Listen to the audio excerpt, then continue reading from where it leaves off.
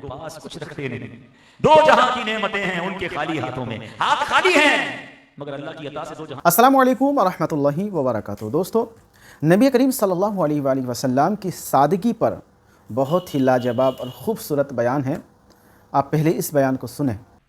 बीबी Ayesha Siddiqa Taiba Tahira रदियल्लाहु ताला अन्हा फरमाती हैं कि एक दिन मैंने महबूब पाक सल्लल्लाहु ताला अलैहि वसल्लम के चेहरा पाक पर भूख के आसार देखे तो मुझे रोना आ गया। नबी पाक अलैहिस्सलाम को बीबी आयशा देख रही हैं कि चेहरे पर भूख के असरात हैं।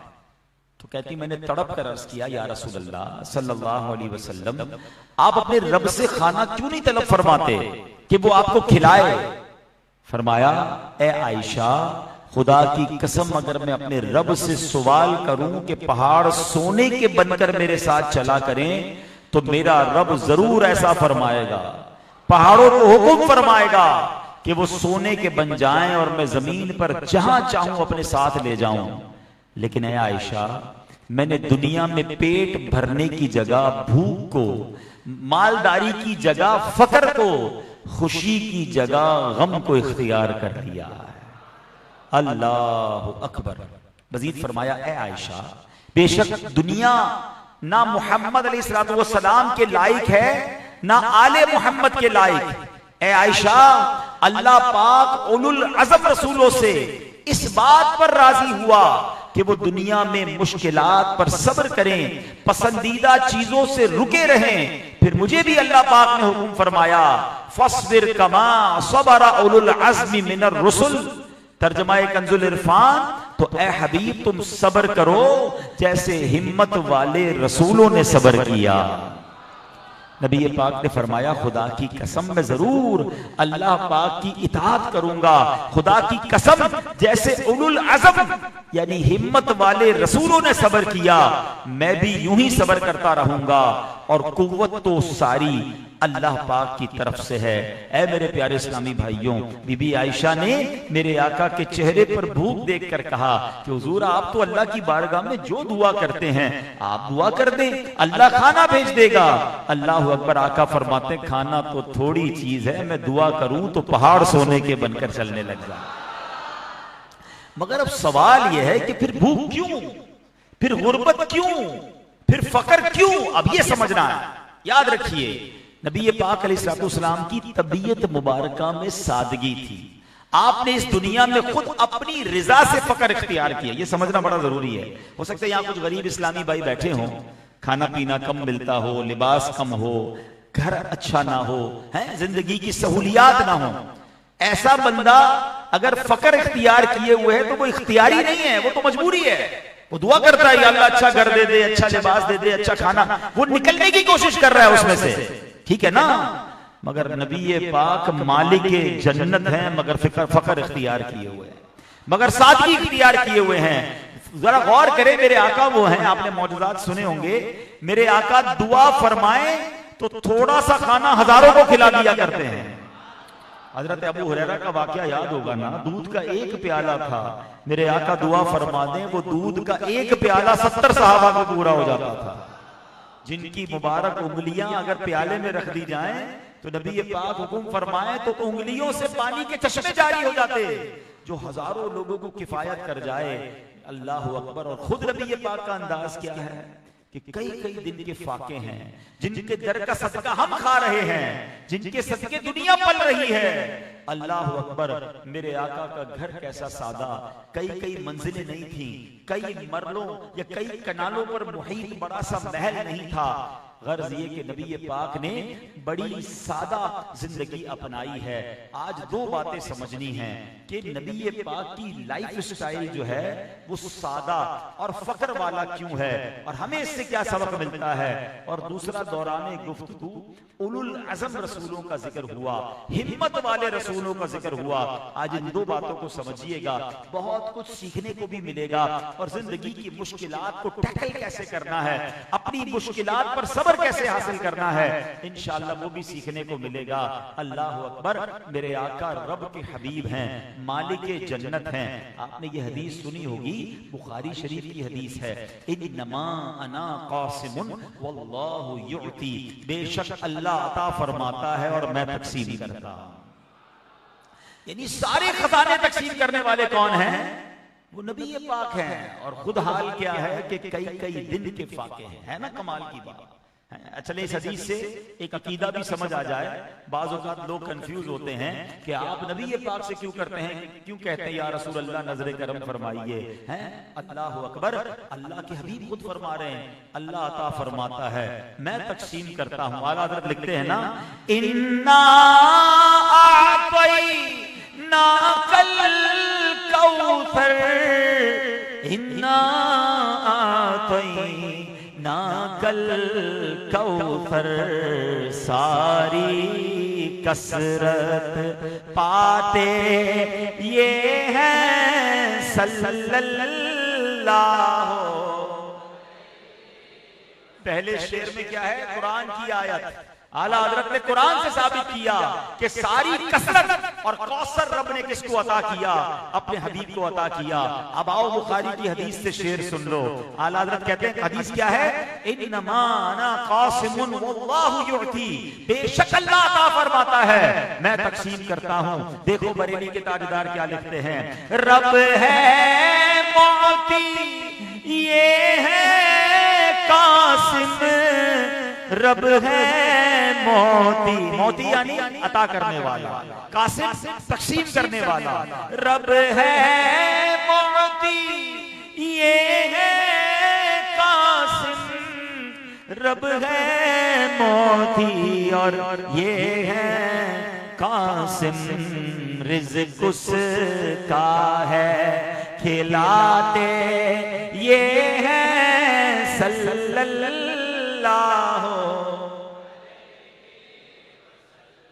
अब समझ के आई कि सारी दुनिया को तकसीम वो कर रहे हैं और खुद हाल क्या है?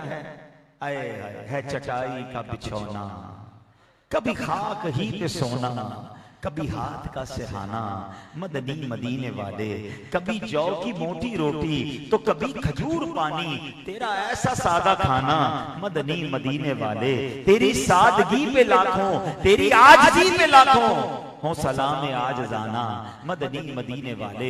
तो ऐ मेरे प्यारे इस्लामी भाइयों, पता चला कि नबी पाक अलैहिस्सलाम हालांकि खजाने तकसीम करने वाले हैं, मगर नबी पाक अलैहिस्सलाम ने इख्तियारी डेलिबरेटली फकर को इख्तियार किया। देखिए दुनिया में आपको कोई ऑफर दे के लाख रुपए ले लें, 2 लाख ले लें, क्या करेंगे? मेहरबानी आपकी दे दे भाई, कौन मना करता है? आपको पता है प्यारे आका को क्या ऑफर मिली? आपको फरमाया गया रब की तरफ से कि ऐ महबूब दुनिया भी कबूल कर लें, आखिरत में से भी आपका हिस्सा कम नहीं किया जाएगा।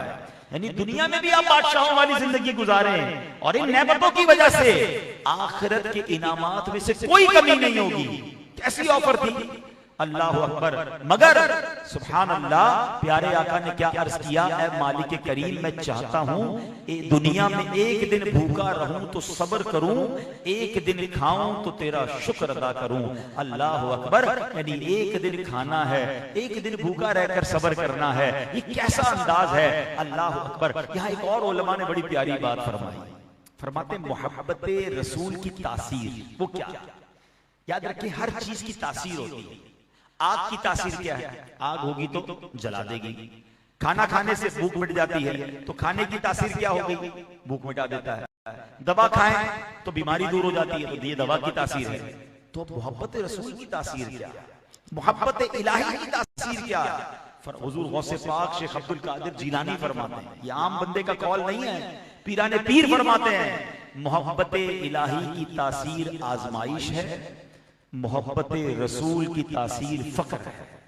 यानी जो अल्लाह से मोहब्बत करेगा उस पर आजमाइशें आना शुरू हो जाए, वो रेडी हो जाए कि अब टेंशन आएगी, अब आजमाया जाएगा, अब इम्तिहान आएगा। ये उन तमाम लोगों का जवाब भी है जो कभी कभी कहते हैं यार जब मैं दीन से दूर था ना, मैं दावत इस्लामी के माहौल में नहीं था, मैं इतनी नमाजें नहीं पढ़ता था, मैं काफिलों में नहीं जाता था, मैं दर्स नहीं देता था, लाइफ सेट थी, जैसे जैसे दीन की तरफ आ रहा हूं मुश्किलें आ रही हैं, टेंशन आ रही है। ये क्या मामला होता है ना कभी कभी। इसकी वजह यह है कि मोहब्बत इलाही की तासीर वो क्या है, आजमाइश है। टेंशन आएगी, बंदे को आजमाया जाता है। हाँ, बल्कि एक और कमाल की हदीस सुना दूं, ये वसवसा हमेशा के लिए खत्म हो जाएगा। सरकारे दो आलम अलैहिस्सलाम से पूछा गया, या रसूल अल्लाह सल्लल्लाहु अलैहि वसल्लम, हदीस का खुलासा है कि अल्लाह की तरफ से सबसे ज्यादा आजमाइशें किस पर आती हैं? तो नबी पाक ने फरमाया, जो अल्लाह के जितना करीब होता है उस पर उतनी आजमाइश आती है, सबसे ज्यादा नबियों पर, उसके बाद जो जितना अल्लाह के करीब होता है ना। अजीब बात, या अल्लाह तेरे करीब हो रहे हैं और आजमाइशें भी आ रही हैं। नबी पाक ने इसका जवाब भी इरशाद फरमाया। हदीस का खुलासा है जिसका मजमून है कि इसलिए आजमाइशें आती हैं कि अल्लाह की रिजा ये है, दुनिया में मेरे बंदे से जो खताएं हुई हैं, आजमाइश भेजूं, मेरा बंदा सब्र करे, सब्र की बरकत से गुनाह माफ कर दूं, जब मेरे पास आए तो अपनी जन्नत में बिना हिसाब दाखिल कर दूं। अरे ये आजमाइशें गुनाह माफ करवाने आती हैं। अल्लाह अपने करीब कर रहा है ना, मैल हटाकर, जंग हटाकर, गुनाहों की तह हटाकर रब अपने करीब कर रहा है ताकि मेरे बंदे को आसानी से जन्नत में दाखिला मिल जाए। घबराना नहीं है। हाँ, बंदा कहे यार मौलाना साहब को डरा दिया, नमाज पढ़ेंगे तो आजमाइश, काफले में जाएंगे तो टेंशन। हाँ, अब आगे आप सुनोगे, हिम्मत वाले रसूलों की बात करनी है ना, तो हिम्मत वाला उम्मती भी तो बनना है। और अच्छा, आगे गौस पाक ने क्या फरमाया, मोहब्बत रसूल की तासीर क्या है, वो फक्र है, गुर्बत, माली मसाइल भी होंगे। एक बार सरकार दो आलम अलैहिस्सलाम की बारगाह में एक शख्स आया, कहता है या रसूलल्लाह मैं आपसे मोहब्बत करता हूं। फरमाया अगर सच्चे हो ना तो फख्र के लिए तैयार हो जाओ, यानी फकीरी के लिए तैयार हो जाओ, क्योंकि जो मुझसे मोहब्बत करता है फख्र उसकी तरफ इतनी तेजी से आता है कि सैलाब भी इतनी तेजी से अपनी मंजिल की तरफ नहीं बढ़ता है। हाँ, फख्र यानी अब ये गौर कर लें, इसमें टेंशन ना लिया करें, ये अल्लाह वालों का अंदाज है। अगर आप पर टेंशन आ रही है ना, बल्कि बुजुर्गान दीन का अंदाज तो और निराला होता था, वो टेंशन में आ जाते थे कि इतनी दिनों से टेंशन क्यों नहीं आई है। हाँ, है ना, अजीब बात है। उनको ये टेंशन होती थी कि यार कोई आजमाइश ही नहीं है, कोई प्रॉब्लम नहीं, जिंदगी आसान, कहीं रब नाराज तो नहीं हो गया। हाँ, ये बड़ी, मैं बहुत ऊपर लेवल की बात कर रहा हूँ, जल्दी समझ नहीं आएगी लोगों को। लोग समझते मैं बड़ा सुकून में हूं, अल्लाह राजी है। बाज लोगों को सुकून में रखकर ढील दी जाती है। क्या आप शराब का काम करने वाले, जुआ का काम करने वाले, हराम रोजी कमाने वालों के ठाठ नहीं देखते हैं? यार हराम भी कर रहे हैं और मजे भी कर रहे हैं, और मस्जिद के इमाम साहब को देखें, इतनी सी तनख्वाह, बेचारे गुर्बत में जी रहे, बच्चे की दवाई के पैसे नहीं होते। ये क्या है? बाज लोगों को ढील दी जाती है और अल्लाह वालों को आजमाया जाता है, सब्र करके उनके दर्जे बुलंद किए जाते हैं। एक बुजुर्ग के बारे में आता है, उनकी ज़ौजा ने कहा मुझे आपसे तलाक चाहिए, बड़ा लाइफस्टाइल बड़ा जबरदस्त गुजर रहा है, एवरीथिंग इज वेरी गुड। अचानक बीवी ने कहा तलाक चाहिए। किस बात की तलाक चाहिए? मैंने तुम्हारा दिल नहीं दुखाया, तुम्हें तकलीफ नहीं दी, क्यों ऐसा कह रही हो? कब 40 दिन हो गए मैंने देखा आपको नहीं। वो कहती तलाक चाहिए। कहा चलो किसी इमाम साहब के पास चलते हैं, किसी अल्लामा के पास चलते हैं। दोनों मिलके जा रहे थे, रास्ते में पैर पे ठोकर लगी शोहर के। कहा ठीक है अब तलाक नहीं चाहिए, वापस चले। कहा अजीब औरत तो पहले कहती तलाक चाहिए, अब कहती तलाक नहीं चाहिए। कब मसला ये, मैं 40 दिन से देख रही थी आप पर कोई आजमाइश नहीं आई है, मुझे लगा अल्लाह आपसे नाराज है इसलिए मैं आपके साथ नहीं रह सकती। अब पैर पे ठोकर लगी तो मुझे लगा नहीं नहीं रब आपसे राजी है, जब तो आजमाइश आई। अगर ये जहन बन जाए, थोड़ी देर के लिए सोचें, अगर मेरा और आपका ये जहन बन जाए कि मेरी आजमाइश इसलिए आई है कि अल्लाह मुझसे राजी है, अल्लाह मेरा इम्तिहान दे रहा है और मैं सब्र से, हाँ कुछ लोग आजमाइश में फेल भी होते हैं, आजमाइश आती है मादल्ला ऑल फॉल बक रहे हैं, कुफरिया कलमात बक रहे हैं, नाशुक्री कर रहे हैं। नहीं, बुजुर्गाने दीन आजमाइश को वेलकम करते थे। जिस तरह खुशी को, खुशखबरी को खुशामदीद कहते हैं ना, अल्लाह वाले आजमाइश को वेलकम करते थे कि चलो अल्लाह की तरफ से आजमाइश आई। हजरत फता मूसली, बड़ा नाम है रहमतुल्लाह तआला, अल्लाह वाले, एक बार आपकी ज़ौजा जो थी कहीं जा रही थी, ठोकर लगी और नाखून उखड़ गया, मुस्कुराने लगी। किसी ने कहा नाखून तो आप बताएं, कभी नाखून उखड़ जाए तो जान निकल जाती है। तो पूछा गया कि आपको तकलीफ नहीं हुई? आप कहती तकलीफ तो बहुत हुई, मगर इसलिए मैं मुस्कुरा रही हूं कि तकलीफ पर सब्र करूंगी और अल्लाह सब्र का अजर अता फरमाएगा, इसलिए मेरे चेहरे पे मुस्कुराहट आ गई। हमारा तो मुंह ही बदल जाता है, कोई कहे खैर तो, यानी मिसाल हमारा हाल ये है कि हमें कोई नुकसान हो जाए मोबाइल खराब हो जाए, मोटरसाइकिल को टक्कर लग जाए, थोड़े बहुत पैसों का नुकसान हो जाए, हमारा चेहरा ही बता देता है कोई बड़ा मसला। खैर तो भाई आज आपका चेहरा ऐसा हो रहा है, हाँ भाई क्या बताऊं, मोटरसाइकिल खराब हो गई, फला मसला हो गया, मोबाइल टूट गया, यानी हमारे चेहरे से लोगों को पता चल जाता है। और अल्लाह वाले मुसीबत पर मुस्कुरा रहे हैं कि अल्लाह ने आजमाइश भेजकर सब्र का मौका दिया। एक और बड़ी कमाल की बात पढ़ी थी किताब में, वो कहते हैं कि जो अल्लाह वाले होते हैं ना, देखिए एक है अवाम का मकाम सब्र, हम पर मुसीबत आती है हम क्या करते हैं, अगर कर भी लें तो क्या करेंगे, सब्र करेंगे ना। अल्लाह वालों का वो मकाम शुक्र होता है। बात थोड़ी गहरी है, जहां आम लोगों का मकाम सब्र होता है वहां अल्लाह वालों का मकाम शुक्र होता है। हाँ, हम क्या कहते हैं, ऐ अल्लाह मुझे इस हाल में रख। हम जब भी अल्लाह से दुआ करेंगे ना, हम अपने मसाइल का सॉल्यूशन चाहते हैं कि अल्लाह बच्चों को भी खुशहाली दे, माल में भी बरकत दे, सुकून वाली जिंदगी दे। यानी हम अल्लाह से ये कह रहे होते कि अल्लाह जिस हाल में मैं राजी हूं उस हाल पे रख। अल्लाह वाले कहते हैं अल्लाह जिस हाल में तू राजी है उस हाल में हमें रख। ये बहुत फर्क है। अगर रब अज़्ज़ व जल मेरी आजमाइश में राजी है, अगर अल्लाह मेरी मुश्किल में राजी है तो अल्लाह मैं भी राजी हूं। अल्लाह से हम क्या कहते हैं, अल्लाह मुश्किल दूर कर दे, परेशानी दूर कर दे, बीमारी दूर कर दे। ये आम लोगों की दुआएं होती हैं। अल्लाह अकबर जो अल्लाह वाले होते हैं ना, तो कहते हैं मौला जिस हाल में तू राजी है मैं भी उसी हाल में राजी। बाबा बुल्ले शाह का गालिबन शेर है ना, जे सोना मेरे दुख विच राजी, जे सोना मेरे दुख विच राजी, मैं सुख नू चुल्ले पावा हूं। कहते हैं अगर मेरा रब मेरे दुख में राजी है ना, तो फिर सुख को क्या करना है, फिर सुख नहीं चाहिए। बातें आज गहरी हो रही हैं, बातें आज मुश्किल हो रही हैं, लेकिन अगर जिसको समझ आ गई ना, फिर वो अपनी मुश्किल को भी इंजॉय करेगा, फिर वो अपनी परेशानी को भी इंजॉय करेगा, वो अल्लाह की रिजा पर राजी हो जाएगा। आप बताओ ना यार, मेरे और आपके तो इख्तियार में है ही कुछ नहीं है। मैं और आप क्या कर सकते हैं अपनी मुश्किल को दूर करने के लिए। मैं तो उसकी बात कर रहा हूं जो हाथ उठाएं तो बारिश बरसना शुरू हो जाती थी। भूल गए वो वाकया, साहबी ने कहा था हुजूर बारिश नहीं हो रही, आका ने हाथ उठाए तो बारिश बरसती है। अगले हफ्ते आकर कहते हैं आका डूब गए रुकवाइए, आका हाथ उठाते हैं तो बारिश रुकती है। ऐसी ताकत वाले आका हैं। आला हज़रत कहते हैं ना, जिनको सूए आसमां फैला के जलथल भर दिए, सदका उन हाथों का प्यारे हमको भी दरकार है। ऐसे आका हैं, मगर मालिके कौनैन हैं, गो पास कुछ रखते नहीं। दो जहां की नेमतें हैं उनके खाली हाथों में, हाथ खाली हैं, मगर अल्लाह की अता से दो जहां की नेमतों के मालिक भी हैं। तो फिर हम किस बात पर घबरा रहे हैं। उलमा ने इस बात पर भी बहस की है, डिबेट की है कि जनाब नबी पाक ने ये दानिस्ता डेलिबरेटली इख्तियारी फकीरी और सादगी क्यों इख्तियार किया। नबी पाक तो बादशाहों वाली जिंदगी गुजारा। उलमा ने बड़ी प्यारी बात की, फरमाते हैं कि अगर प्यारे आका महंगे महंगे कपड़े पहनते, महंगा खाना खाते, महंगी सवारी होती, आलीशान महल होता, जबरदस्त महंगा बिस्तर होता, तो नबी पाक के गरीब उम्मती तो मारे जाते हैं। गरीब उम्मती तो सोचता ही रहता नबी पाक ने तो जनाब बटेर खाया और प्यारे आका ने हिरन का गोश्त खाया और यही सुन्नत है, तो मैं तो गरीब, मैं सुन्नत पर अमल कैसे करूंगा। प्यारे आका महंगे महंगे लिबास पहनते थे, मेरे पास तो कपड़े ही नहीं है। नबी पाक जनाब महंगे बिस्तर पर सोते थे, मेरे पास तो चटाई है। गरीब उम्मती सुन्नत पर अमल कैसे करता। अल्लाह अकबर। मेरे आका जानते हैं कि मेरे उम्मतियों में अक्सर गरीब होंगे।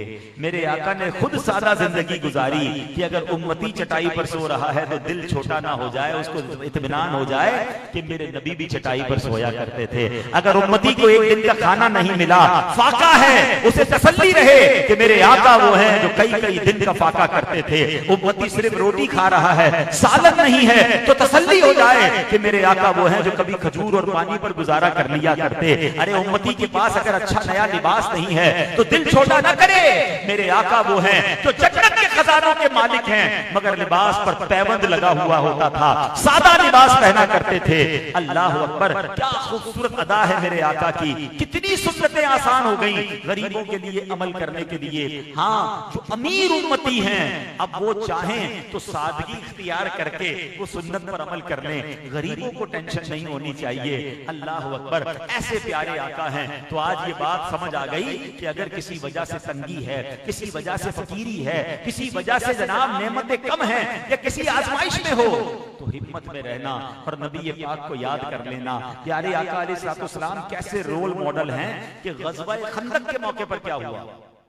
एक सहाबी भूख से परेशान और प्यारे आका की बारगाह में आकर कहते हैं हुजूर भूख लग रही है, और अपना कुर्ता उठाया तो पेट पर पत्थर बंधा हुआ है। ये कौन है? सहाबी रसूल, कतई जन्नती हैं, आका के साथी। कभी पेट पे पत्थर बांधा है भूख की वजह से, फिर भी शिकवा। उनके पेट पे पत्थर था मगर शिकवा नहीं था। मगर कमाल देखो कि जब सहाबी ने कहा ना हुजूर भूख ने सताया है, पेट पर पत्थर बांधकर पेट को थोड़ा वजनी किया, नबी पाक ने अपना कुर्ता उठाया तो पेट पर 2 पत्थर बंधे हुए थे। रोल मॉडल नबी पाक तमाम गरीबों के लिए दिलासा है।